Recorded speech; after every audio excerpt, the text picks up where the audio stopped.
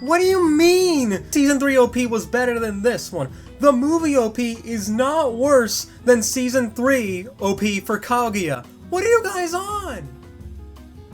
Look, I'm not gonna say whether it is or isn't better, but what I'm gonna say is, like, Kaiser dropped that take. He's like, oh, it's the worst opening so far, and I'm like, hold on there, bro. Wait. Hold on there. Hold on. I'm just saying that it's a more mid OP as a song, okay? As a song as its own, I just think it's mid. You're a more mid Newtypes podcast member. How am I? Yes, and this mid Newtypes podcast member has more subs than your channel, CBF's channel, and the Newtypes podcast channel combined. So what does that tell you?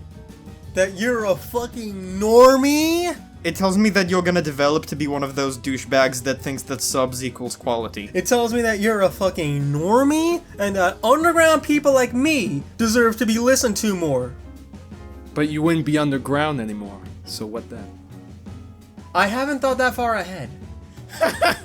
Kaiser, if that's our metric of quality, then let's go to the logical extreme. Who are the most popular AniTubers we are not going to name again? I see no problem with this statement. Anyway, Season 1 OP was the best. I think we can all agree with this. I think we can all agree. Season 1 had the best song.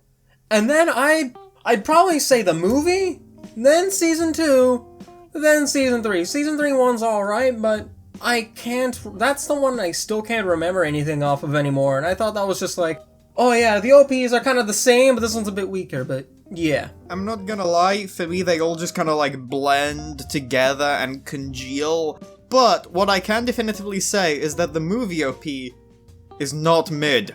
It's good. Kaiser's just dumb. No, wait a minute. Wait a cocksucking second, guys. What I mean to say is that it's mid relative to the other OPs, not mid in general. On its own, it's a good opening, especially visually, and it still has a unique vibe. Kaiser, can you believe... CBF, can you believe this guy? CBF, can you believe this guy right now? Listen to this backpedaling. Wilfred, I think I know how you... I think I'm starting to know how you felt when I dropped my Hero Aka OP takes now. Okay, this and that are not the same thing, dog. You Not are that I'm on gonna some rescind bullshit. that, but now I understand. Now I know how it feels. So you're telling me you still don't appreciate Kenshi Yonezu? That is correct. And that is the only time we'll bring him up this episode, because he has not done a song for this franchise. So, even the Chainsaw Man OP. Even the Chainsaw Man OP. And you said that I was mid. And you said I was mid. Podcast Yeah, over. exactly. I'm out, bye. Like I said. The TK1 and Maximum the Hormone songs were the best ones of the show. What the fuck is wrong with you? It's called being objectively correct. Those EDs are the best ones. What, are you saying that Maximum the Hormone song wasn't great? Oh yeah, that's right, you skip EDs. That's an L. You know what, you're an embarrassment. Let's just move on. So yeah, with this definitive take that Lone Crypt skips EDs and that I'm right, I am CBF. I am Lone Crit. What the fuck is going on? Kaiser, I think Kaiser froze on us half a minute ago. Look at the frame, frozen! Oh no, Robot.exe stopped working. Dude, I'm tempted to say we should leave this in the podcast because it's so funny. Look at him! Look at him! Oh no! I'm keeping this recording going as long as we have to, though. Screen cap it! Screen cap it! Look at that red face! Oh no!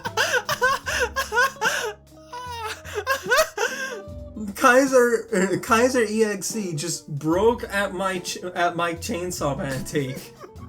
Look at that face! Look at that goddamn face! That's the face of somebody who eats children!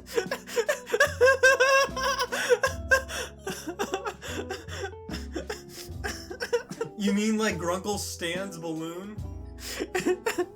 Yes! I don't remember that, but probably. Oh. But yeah, anyway, speaking of Kaguya. CBFE, I watched the movie, CBFE. You watched boobies? You watched movies? Yes, I watched a movie with boobies. You watched a movie with birds? Good for you, good friend. Yes, I watched a movie with birds and boobies. I'm gone holy ho. I need tippy for my butthole. You required tippy. I required tippy for my pee-pee. Oh, wait, we're back. Alright, we're back. Alright, can you hear me? Do I sound okay? Yeah, we can hear you, we can hear you. We forever have immortalized the screen cap of you looking like you eat children. Grunkle Stan looking ass. Oh my god. It's just like Grunkle. I just imagine Photoshop Kaiser's face on the Grunkle Stan balloon that's on fire, just coming towards a child and her and his mom, who are just like, I eat kids, and the teenager's like, I eat kids, but we're kids. It's Kevin's punishment for our horrible taste in everything. Hey, listen. Anyways, okay, what did y'all say before my connection crapped itself? Somehow nothing. I said I watched a movie with boobies and I am conholio and I need TP for my butthole. You require TP for your butthole. You require TP for your pee-pee. You guys need help. You guys need actual help. Fuck you! You need help. Your hardware broke down, Robo Man. Oh no. Yeah, mine has an easy fix. Yours doesn't. That is true. Both of your fixes probably require amounts of money. But anyways, speaking of things that, don't really need fixing, Kaguya-sama. Yeah, that was a visually gorgeous opening. Like, holy shit, talk about starting off strong. Yeah, it was. Absolutely. Like, all the OPs are visually stacked, but this one, yeah. I mean, speaking of how visually stacked, the direction for this series just does not let up. Like, the actual gags and stuff like that is great. It's fantastic. This is better than the manga. Damn. Holy shit. In my eyes, this in the manga was like the first step to, oh shit, we're starting to like, Akasaka's starting to go on his bullshit from Instant Bullet again. This? It elevated the material. This blew the manga out of the water. This bit of the manga ain't got shit on this movie. Hold on a thought, because there's one thing we'll get to later. But, yeah. Yeah. Man, that movie. I'm gonna say right off the bat, I still think Season 3 was the peak.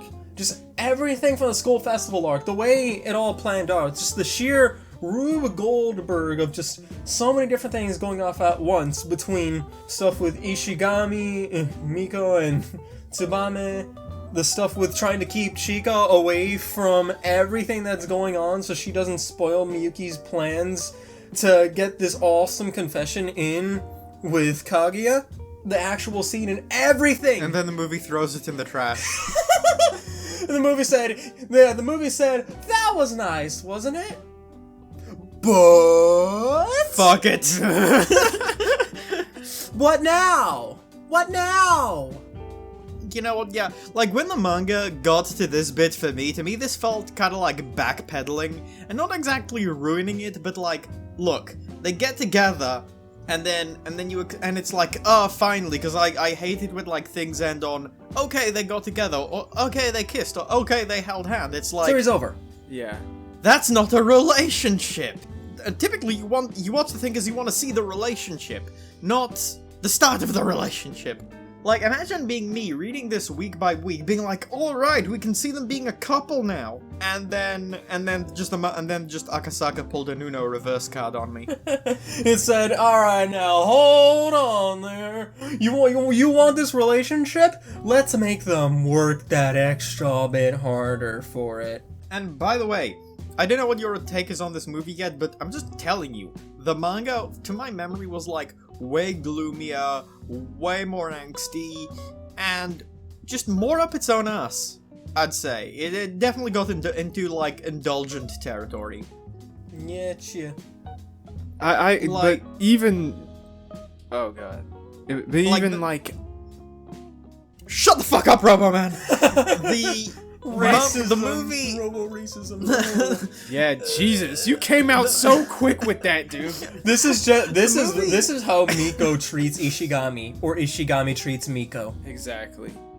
The movie definitely had, like, even during the more serious and dour bits, it had more of a stylized slant on it that gave it the impression it's going for it, but not like it's, like, going for it. It made it, like, feel way more tonally fluid. It allowed it to go places without being, like, straight up just, like, dour? Really... I'd almost go as far as to say tasteless. I think the best example that came to mind of this is when we go into, like, Shiragane's room and it's like, all the signs say, work harder, you're useless, blah blah blah blah blah. In the manga, that was just, like, if I remember correctly, like a boom bit. You just get in and, like, it's static and, like, it's a... To me, that, like, it put a chip on Shiragane's character for me, because it took this hard-working, earnest, and goofy guy and just, like... Warped it.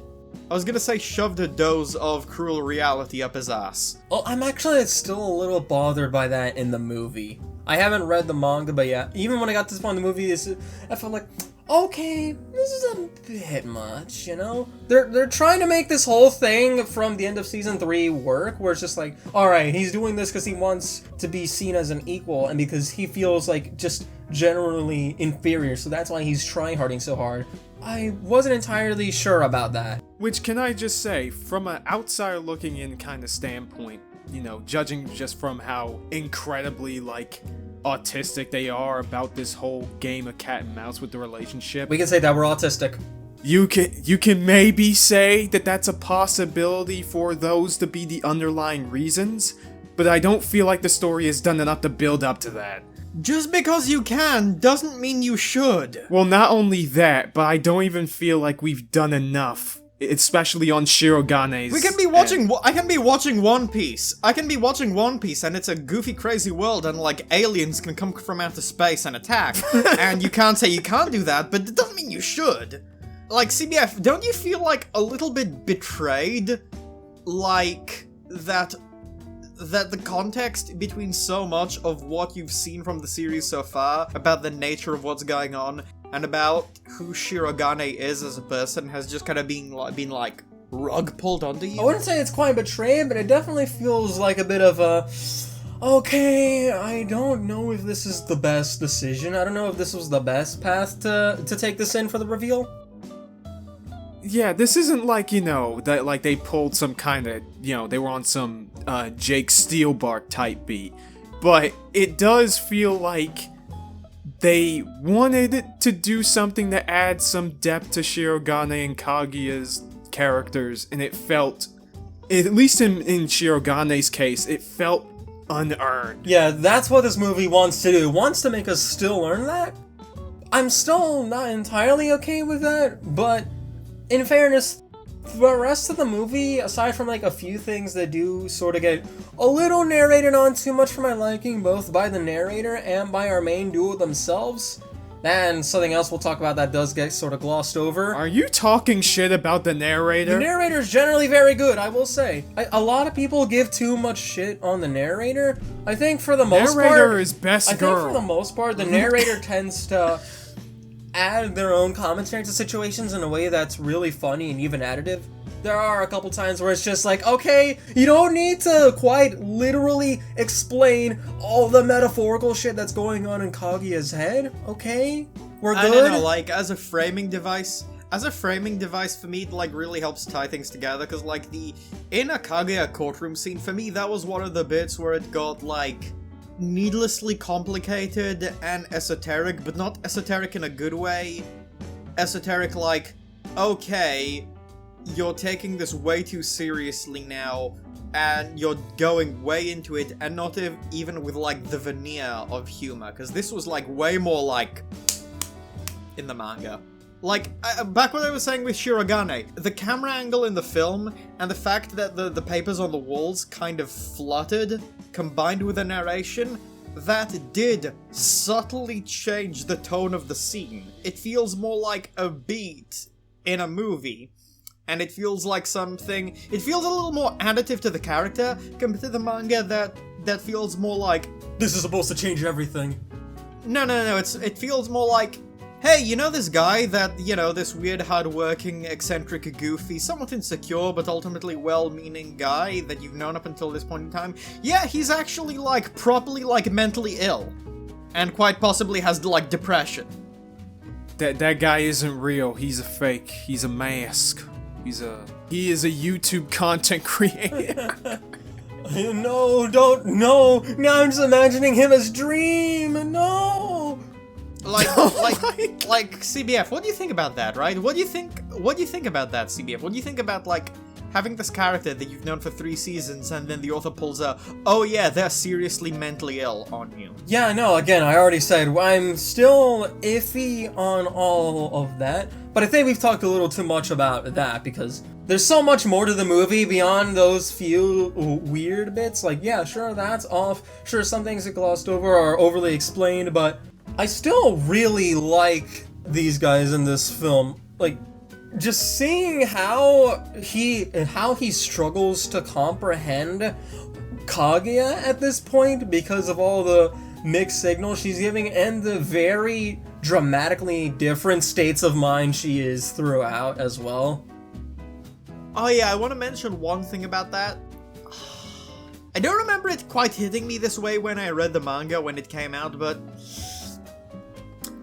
she comes across as an abusive girlfriend here. I was thinking the same shit the entire time. She was straight up she was gaslighting him, she was physically beating him, she was emotionally abusing him.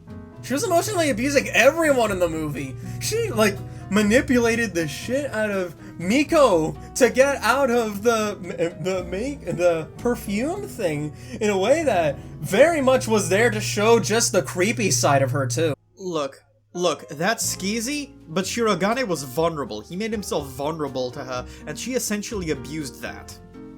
Also, just because the school shooter shoots everybody in the freaking cafeteria doesn't mean it's okay. That is not what I was saying. I'm just saying that we get to see her absolute worst in this movie. We get to see all of her vices come to a head, both in the fact that the way she's acting as a girlfriend is a bit fucked, and also just the way she acts as a friend is a bit fucked.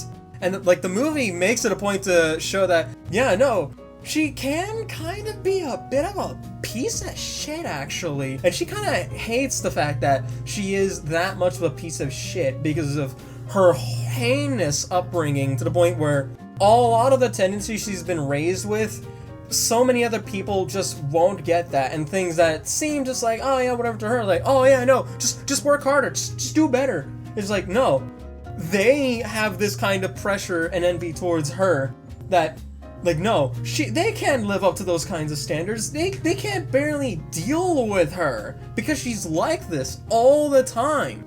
And now we're seeing that finally come back, and it's yeah, no, that threatens to damage everything. Sure, Miyuki is very blatantly missing some obvious signals, and some others do give some context behind her thing, but she is still, yeah. The hand thing was really funny. That was funnier than the manga. It was so funny, I almost didn't notice when she was doing this bullshit hand behind the head, out to the side, wave, wave, wave, flap, flap, flap, while they were walking. I almost didn't notice. I was I had to rewind it. I guess I'm almost as dumb as Shirogane. What I'm saying is Shirogane and me, for real, for real. The lengths she went to with that were hilarious to the point of being kind of pathetic too. Doubly so in the fact that he only got to notice later. The bento scene. The bento scene! When she had to just find bullshit reasons to shrug everyone off and make them just run away, make Chika and Mika just cry running away. I do want to wind back to the abuse stuff, because there was some funny gags in there, but some of this movie was just uncomfortable to watch. It didn't go it didn't lean into it as much as the manga, but it's still leaned into her. Like, can you imagine getting into a relationship with somebody and this is the first thing of themselves that they portray to you? It's like, how awful must things get later if this is the beginning? Yeah, the idea, like, someone who will be very extremely hot and cold. It's someone who sometimes will just kick you for reasons that you think are no reason, but even if to them there is a reason, it's still like a bit much. Still kinda too much. Yeah, can I just say, for example, like, what kicked off right before the hand scene was Kaguya literally waking up, being all like, you getting up in your feelings because of a kiss? I would do that if it fit the mood with anyone. And it's all like, bro, how do you expect him to react to that? Like, what do you do as a man? As a man, what do you fucking do? Not as a man, as a human being. Oh, if the genders were reversed, this shit would be fucking wild. Yeah, it's a good thing this movie does try to provide all the different perspectives, because, like, yeah, and for some girls it probably does feel like they would probably be in a situation, they would probably act similarly. Like Maki points out, she's like, oh god, this is me, for real, have some patience with her. This is just how she's expressing herself. This is what she, like, that's not what she means. You know that's not what she means, right? Do we? Well, that's the thing. When like Maki explains that, I'm like, I feel in a way that's like the movie kind of making light of how scummy and emotionally abusive that is. A little bit? Yeah. Especially because then she's like, oh, if you might as well just say the word roulette. Wait. Like, I kind of get what the movie's doing, because I get that, like, leaning into it and being, like, very subjective with it is, like, part of the deal, because we're put into very subjective... Very satirical. No, not satirical. I was just gonna say, like, very subjective with it, like, presenting things in such a way that aligns with how the characters see them. Kaguya, so, like, the presentation is very, like, strong, and seems very cold or apathetic, because that's how Kaguya herself is, like, thinking of who she is in that moment. But, on the other hand, it kind of creates this duality in presentation, where you're having this stuff presented that would make somebody in real life seem like a toxic scumbag, and the movie's presenting that kind of like as a stage in a relationship. It's kind of uncomfortable. Like, it's something for her to get over and for him to understand. Well, yeah, like when it pulls the whole, don't you get it, bro? It's like, dude, this is not your new girlfriend being kind of cold or making the occasional snippy comment. This is straight up being like gaslit, being emotionally, like seriously emotionally abused. And like, you can see too how it affects Shirogane. It's like, it is uncomfortable to watch sometimes. Like, not in the, ooh, this is kind of spicy, but ooh, kind of way. It's just like, yeah, that's a little too real. We're getting a little too real. I kind of don't want to see the character I've been following for 3 seasons being an abusive partner. Yeah, and it's a good thing that, at the very least, she acknowledged that, yeah, no, stuff like this is why I'm a piece of shit, and I cannot believe I didn't recognize the damage it was doing to him. Because not only is it hurting him, it's therein fueling my worst tendencies, are therein fueling his worst tendencies. And now that's just gonna make everything worse for both of us. Yeah, that's what saved this. Yeah, that's what kind of saved it to me. The fact that they were willing to examine that. Yeah. And, like, pick it apart. Yeah, just showing, like, the different doctors' perspectives on it both as well. And then the fact that apparently one of them is the grandson of freaking Tsubame's boyfriend. The boyfriend, yeah, Tsubasa, him, the one who, along with the girl, I forget her name, that Kaguya went to for advice, they French kiss. The way that those two are just the war criminals that have orchestrated inadvertently this entire thing just somehow gets even more hilarious as time goes on. And by the way, that one bit where we see them near the end of the movie, the boyfriend and the girlfriend in that love hotel or whatever during Christmas, I'm all like, this dude about to get this bitch pregnant. Oh my god. She's about to this dude is about to knock her out. I totally thought you were gonna say, ah, man, I wish that were me, dog. For real. Whoa there, whoa. Lundgren, not projecting, okay? Anyway. You're just annoyed. You're just salty because you've been called out. I feel like you're calling out yourself with this one, dog. By the way, in any case, speaking of war criminals, that scene where it's like, so how long did you have sex after you kissed? Oh, like a month. See, it's normal. How about after you French kissed? 40 seconds. 40 seconds. Just like the pause, the cute and embarrassed look on her face, and then just like 40 seconds. ... Huh? That was one of the funniest jokes in the movie. Dude, like, I understand why it is the way it is with this movie, but this movie is so fucking cool. It is extra. Like, top it all up.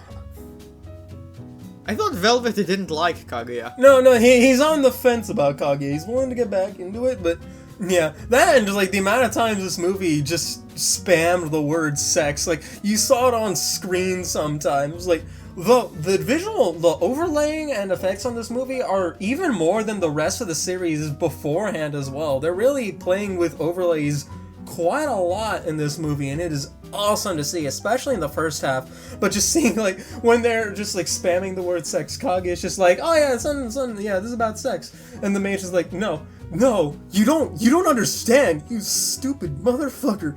No, you do this shit like a little bit before second would just get sex. It's like I can't help think about that Japanese guy running in the tunnel just screaming sex. You know, I can't help but feel like when it just says sex on the screen, I can't help but feel that's just a day in your mind. It's dirtying their mind. I've seen your Twitter, CBF. Yeah, I was about to say, don't even deny it, buddy. It's like all thirst posting. Okay, 85% thirsting. Yeah, or thirst reposting. And all of it is at least vaguely safe for work. That is not an insignificant percentage, CBF. in any case, but yeah, just...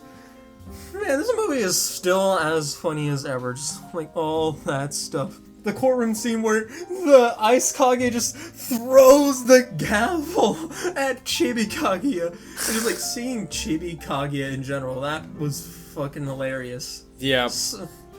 That made like some of the best parts. That scene where it's like Chibi Kaguya and Chibi Shirogane, and then Ino comes in. And then she's like, what the Yeah, she's like, what the fuck? What am I looking at?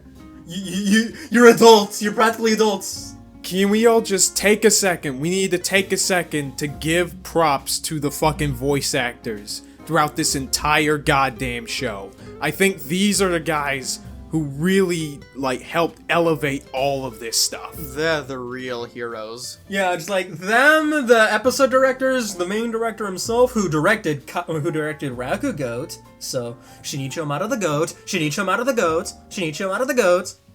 Or, as he is known in most of these, Mamoru Hatakeyama, the Goat. By the way, I was totally gonna say, Kaiser, I actually disagree with you on that. I don't think it's the voice actors, I think it's the director. Well, both.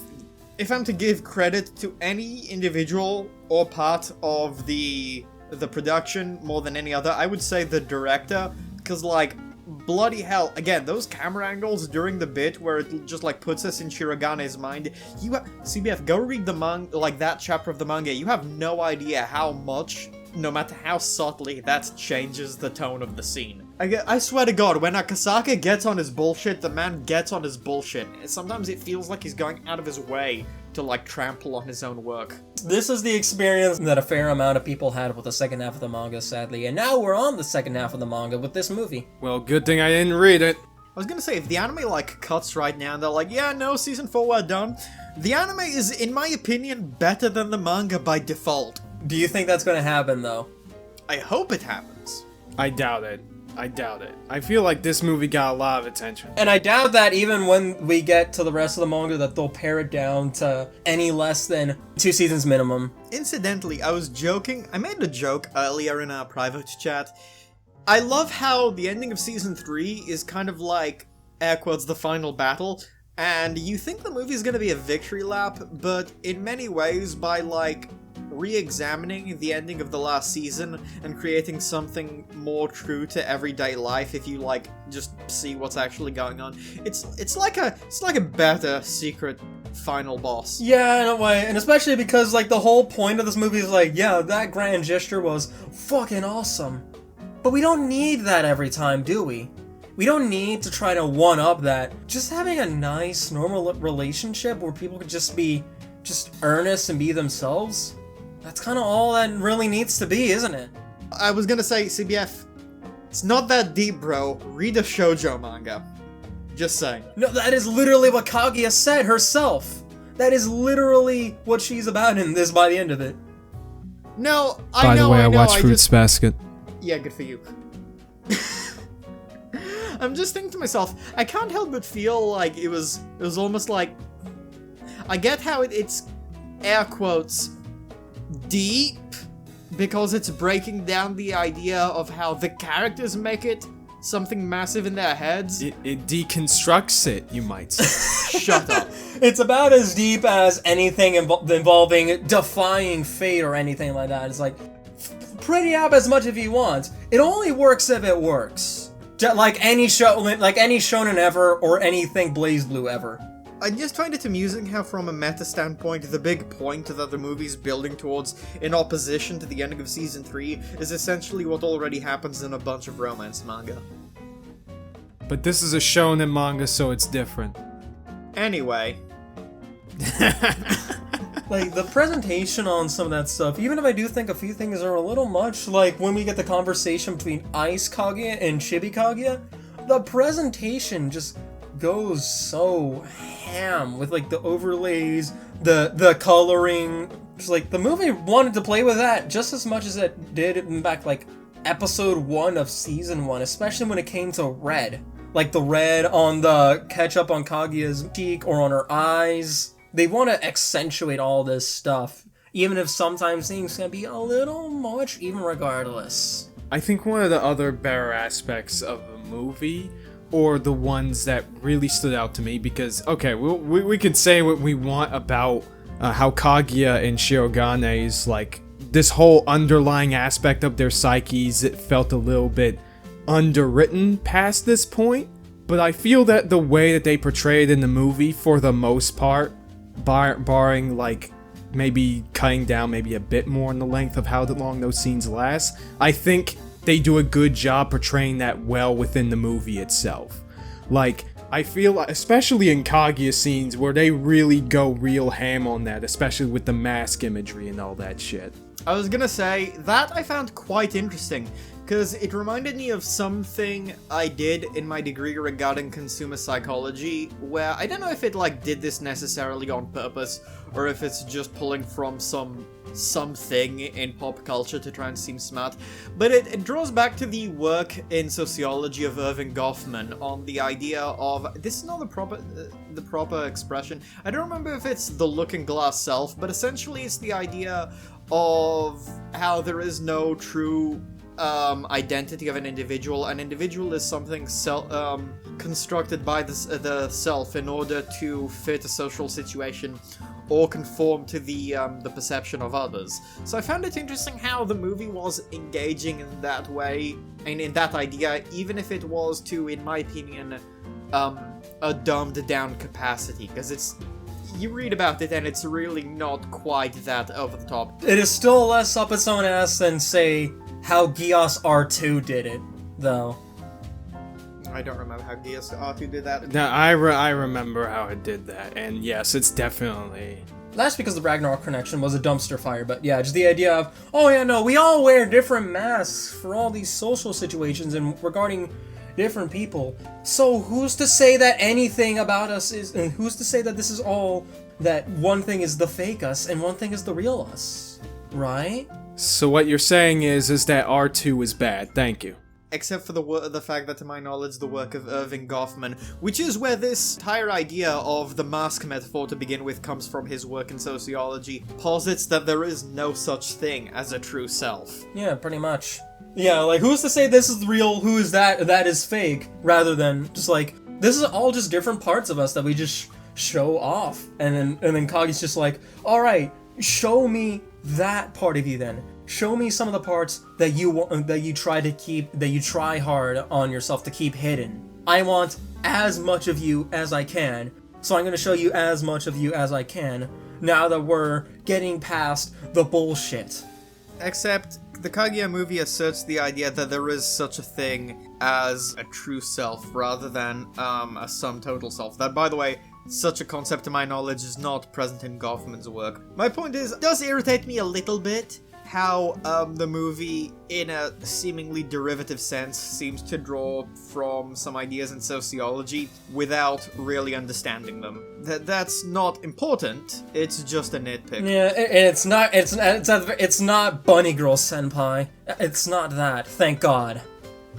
Hey! I do kind of wish that works didn't take the work of serious social scientists and then regurgitate it in whatever way seems convenient. Like, for the sake of being flashy and self-important. Because my weird plot stuff. But Lone Crit, we have to reference Sigmund Freud. But we have to reference Schrodinger's cat. That one's the worst offender, by the way. That is true. This movie doesn't do that, but a lot of other things do that. Like all the time. But yeah.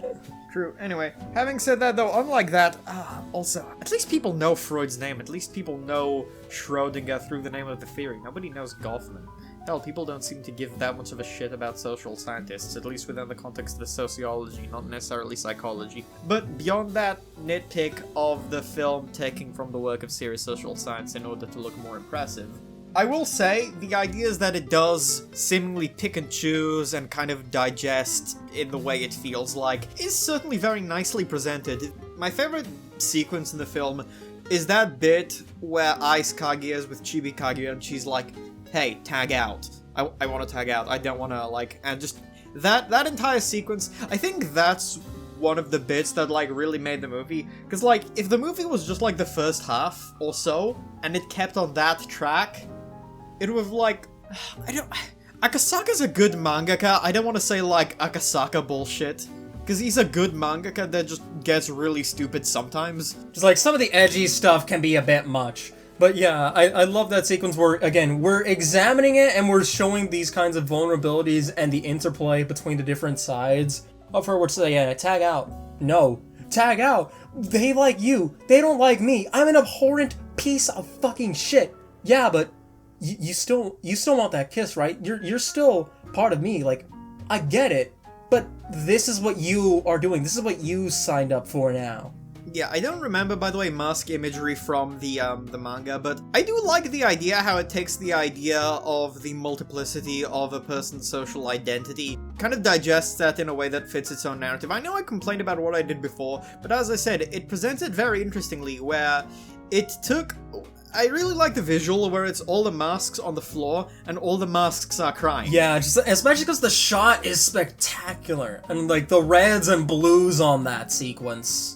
As though, like, the grief over what Kaguya has done is something that is reverberating throughout every fiber of her being. It's a very powerful visual and visual metaphor. Especially because now the context behind this is completely different from the last time that Shidogane has tired himself out. Because last time that happened back in season 2, she discovered a new fetish from that. But here it's like, no, this time it's not like, oh, he's working himself to the bone and that's cute and hot.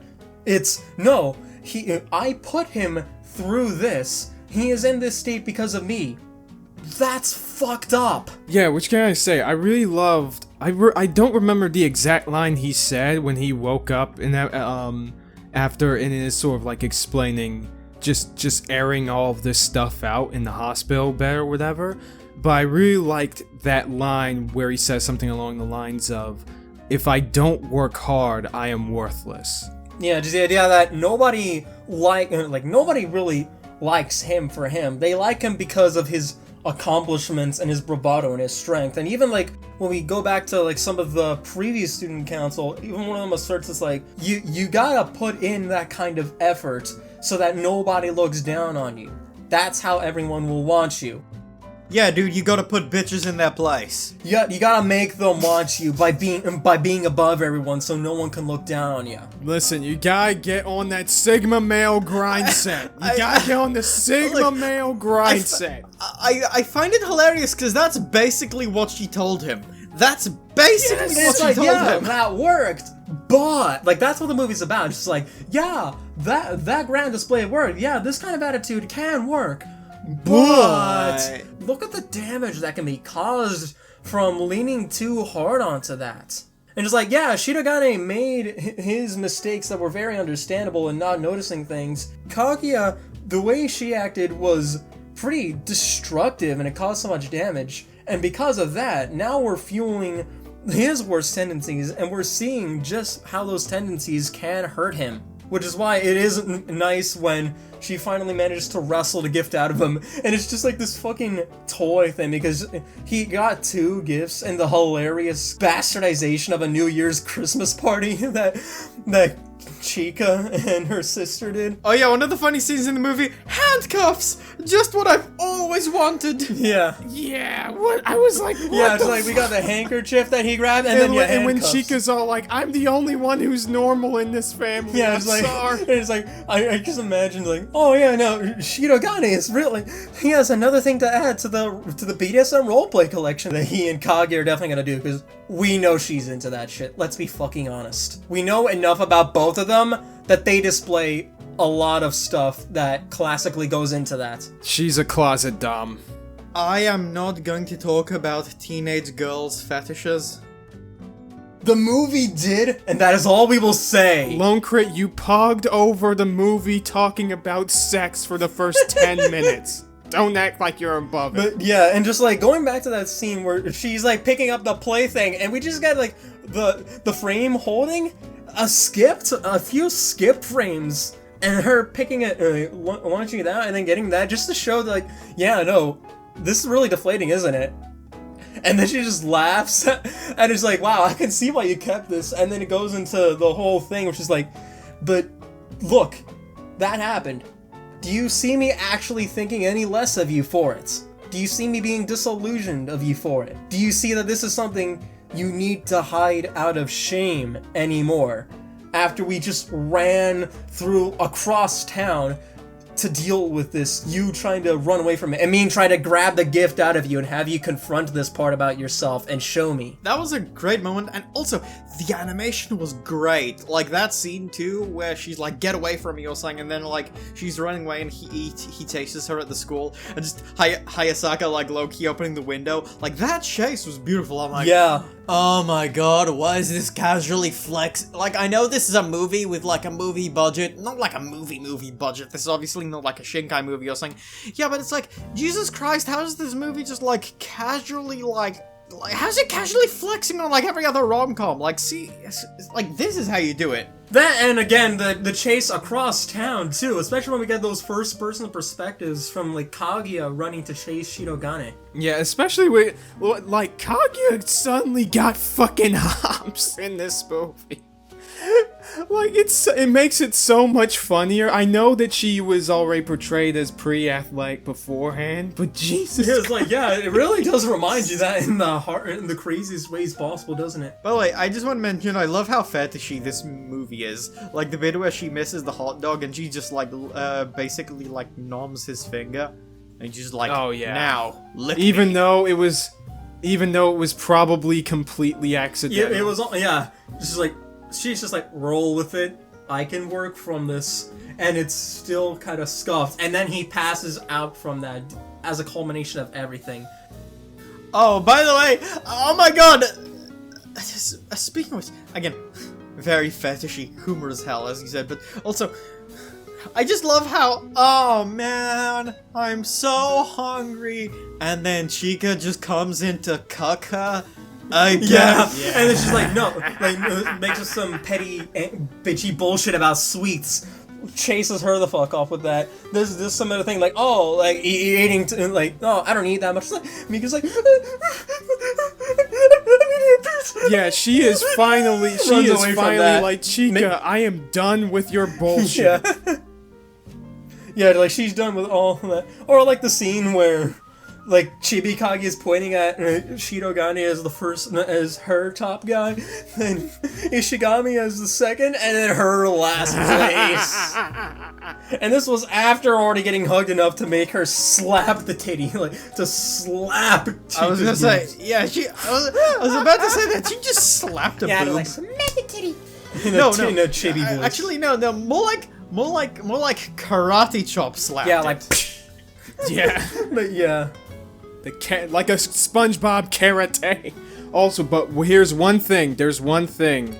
We gotta get to talking. Yeah, something that happens at the end of the movie, after the really nice kisses, and after the really nice confession that Kaguya had, where we see her twirl around for that beautiful confession, and after seeing stuff like Chika having to be hidden away by Hayasaka, who herself was a total wingman and MVP of this movie. But yeah, this thing we have to talk about that is weird at the end that the movie sort of glosses over.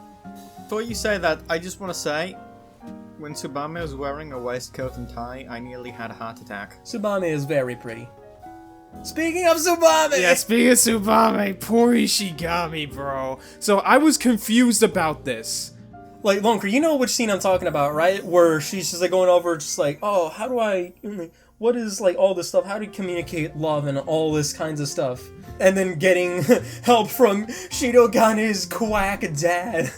And then you cut to like a flashback of, oh no, she was in bed. And then Ishigami, after the Christmas party that everything was built up for, that we more or less skipped past outside of one scene, is topping her, nearly going in, and we don't get to see anything else from that.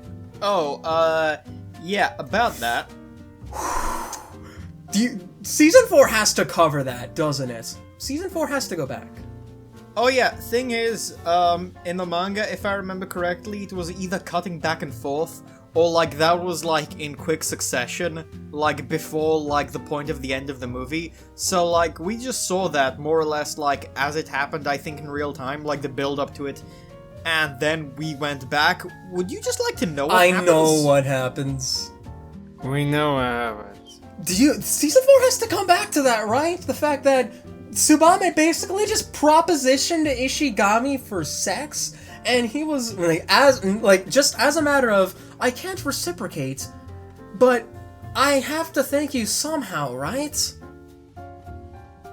Yeah. And he's like, Ishigami. no. Like, no, Fuck this no. is not what I signed up for. That ain't right. No, I'm out That of here. ain't okay. And her just like begging him to stay, even try to open the gift for him, because just like, yeah, no, this has not gone according to anyone's plan. Apparently, from what I've been told about the manga, Lonker, you can confirm this for me, right? Like, the person that, you know, the person with like the crystal ball, the fortune teller lady, right? Gave her this exact advice, and then she acted upon it, and is now just like, this has only further complicated things with those two.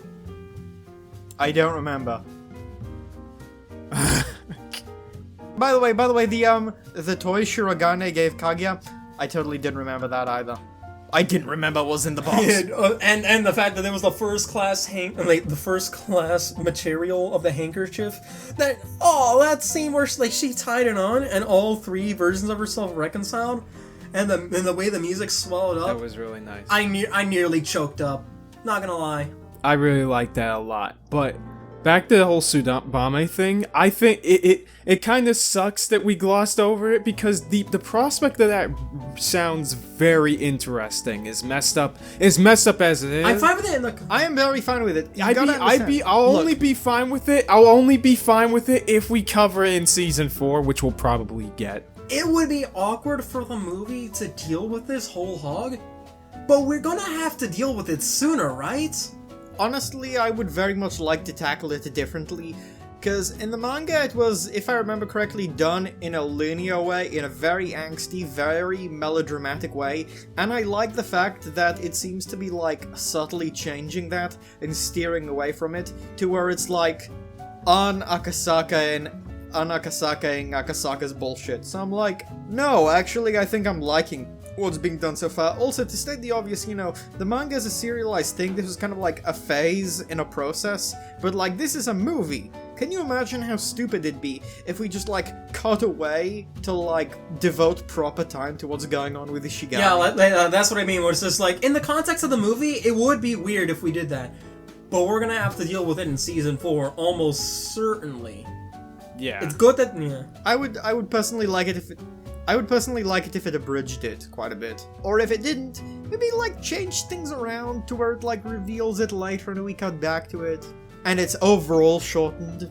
Yeah, either way though, I think this is a very interesting choice in regards to Tsubame's character. Because it is incredibly fucked up no matter how you look at it.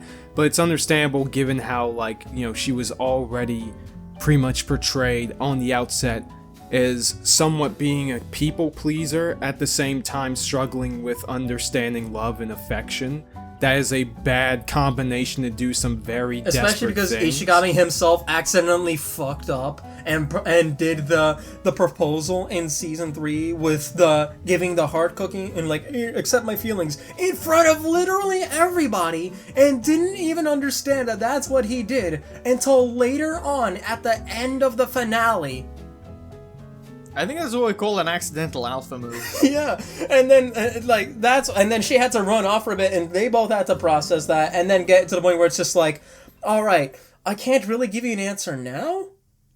I can give you an answer in a certain amount of months' time, and then this movie reminds us of that, and it's like, this is a sticky situation to be in, because like, it kind of fucking sucks, even though she's leading Ishigami on, not out of malice, because she doesn't really know what to do, and is trying to be as good of a person to him as possible while sorting out her own feelings. It's a shitty situation. A well done shitty situation. It just leaves her wondering, what is love? Baby, don't hurt me. Don't hurt me. No more. Violet Evergarden type beat. Thank you for watching the Newtypes podcast. But yeah, this movie, pretty great, ain't it? I'd give it like a high 8. I'd say that I do ultimately feel I do prefer the rest of the series up to this point, but like season 1 was like strong 8 to a light 9. This is, yeah, like strong 8 to a light 9. Everything else has been even better, and for this to just be a tiny bit worse is like, we are still eating good. We are 4 for 4 in bangers. I am still processing personally. I think that the movie definitely made the manga better and just did wonders to integrate it way better with the rest of the series, to the point where I don't feel like particularly betrayed seeing Shirogane, but this may be because it's just been a while since I saw the rest of the anime, and I've like kind of hard stopped reading the manga, so I don't know. But like, yeah, I feel like this is just way better integrated. It's way more like tonally fluid. It's not like so hot and cold and like really swinging way too hard like the manga. So I'm between a 7 and an 8, and I'm leaning more so towards an 8.